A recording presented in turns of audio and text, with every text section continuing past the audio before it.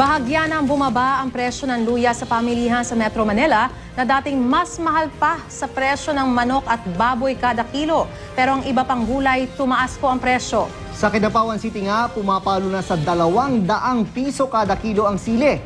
Nagkakaubusan na raw ng supply doon, bunsod ng mga nasirang taniman ng El Nino. Ang mainit na balita hatid ni Mav Gonzales.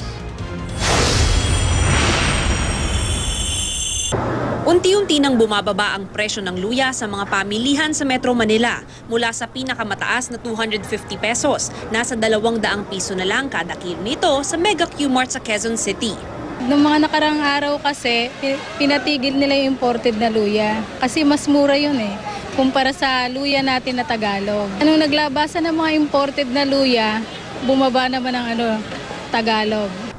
Nasa 170 hanggang 180 na lang kasi ang kada kilo ng imported na luya, kaya kailangan makipagsabayan ng presyo ng luyang Tagalog. Inaasahan ng mga nagtitinda na babalik na sa normal na 150 pesos kada kilo ang luya sa mga susunod na linggo. Bumalik na rin sa 70 pesos kada kilo ang kalamansi mula sa 100 noong nakaraang linggo. Tumalo naman sa 120 pesos ang kilo ng cauliflower mula 80, ang talong 50 mula 40 kada kilo. Pero nakapako ang presyo ng maraming gulay ngayon, gaya ng Baguio beans, bawang, broccoli, sibuyas, carrots, kamatis, repolyo, pechay Baguio, patatas, kangkong at sitaw. Samantala, nananatili sa 150 pesos ang kilo ng manok. Choice cut ito ng petso, pakpak o drumstick. Kung buong manok ang bibilin, 140 pesos. Ang karne ng baboy, 185 hanggang 190 pa rin kada kilo, kabilang ang kasim, pige, pork chop at giniling. 200 hanggang 210 pesos naman ang liempo. Ang pata at ribs, 140 hanggang 150 kada kilo. 180 naman ang longganisa.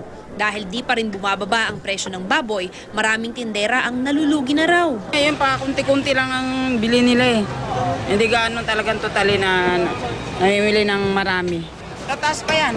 Hanggang siguro hanggang December.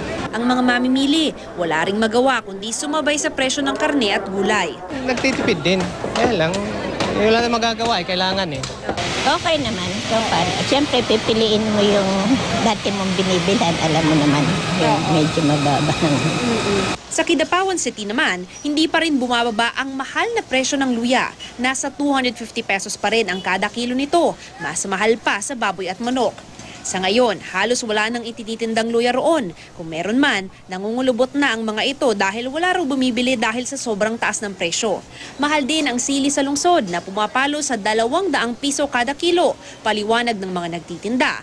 Kulang ang supply nito dahil apektado ang taniman ng El Nino. Mav Gonzales, GMA News.